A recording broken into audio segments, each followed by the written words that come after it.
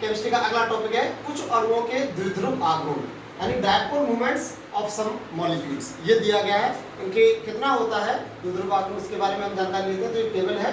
अध्रुवीय, इसको non polar कहा जाता है। हाफ में ध्रुवीय है, इसको पोलर कहा जाता है। इसके साथ ये मॉलिक्यूल्स अणु दिए गए हैं, इसका द्विध्रुव आघूर्ण म्यू दिया गया है और इसकी आकृति जो मैंने बताई थी, आकृति ज्यामिति किस प्रकार की होती है और आकृति किस प्रकार की होती है, वही है। तो हाइड्रोजन का द्विध्रुव आघूर्ण होता है 0 और इसकी आकृति होती है रेखीय। नाइट्रोजन का भी द्विध्रुव आघूर्ण 0 होता है, इसकी भी आकृति रेखीय होती है। ये है F2 फ्लोरीन का है, इसकी भी द्विध्रुव आघूर्ण 0 होता है, इसकी भी आकृति रेखीय होती है। क्लोरीन, इसका भी 0 होता है, इसकी भी आकृति रेखीय होती है। CO2 कार्बन डाइऑक्साइड, इसका भी द्विध्रुव आघूर्ण 0 होता है और इसकी आकृति भी रेखीय होती है। इसके बाद आता है मेथेन CH4 की भी द्विध्रुव आघूर्ण 0 होता है और इसकी आकृति होती है चतुष्फलकीय। C2H4, इसकी भी 0 है, इसकी त्रिकोणीय आकृति होती है। C2H6 है, इसका भी द्विध्रुव आघूर्ण 0 होता है, रेखीय होती है। C2H2 है, 0 है, चतुष्फलकीय है। CCl4 कार्बन टेट्राक्लोराइड 0 है, चतुष्फलकीय है।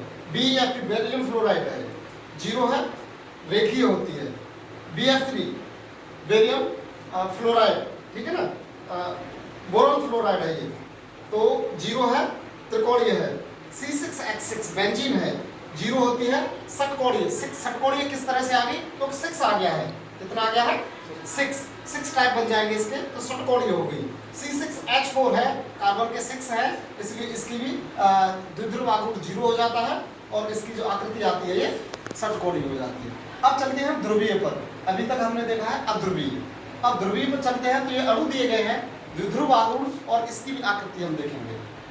HCl सैचुरेटेड बंध होता है, इसका द्विध्रुव आघूर्ण 1.03 है, इसकी आकृति कोई नहीं है।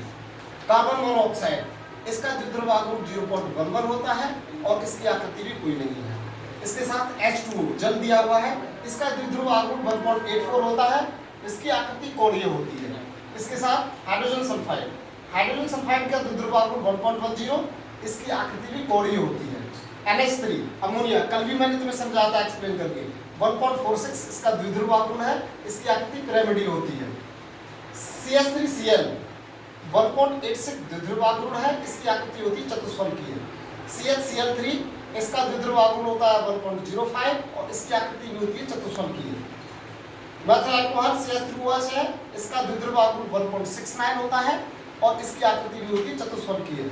C2H5OH एथिल अल्कोहल है, 1.67 इसका द्विध्रुव आघूर्ण होता है, इसकी आकृति भी होती है चतुष्फलकीय। CH2Cl2 इसका 1.62 द्विध्रुव आघूर्ण होता है, इसकी आकृति होती है चतुष्फलकीय। O3 ओजोन, इसका द्विध्रुव आघूर्ण 0.52 होता है और इसकी आकृति होती है कोणीय।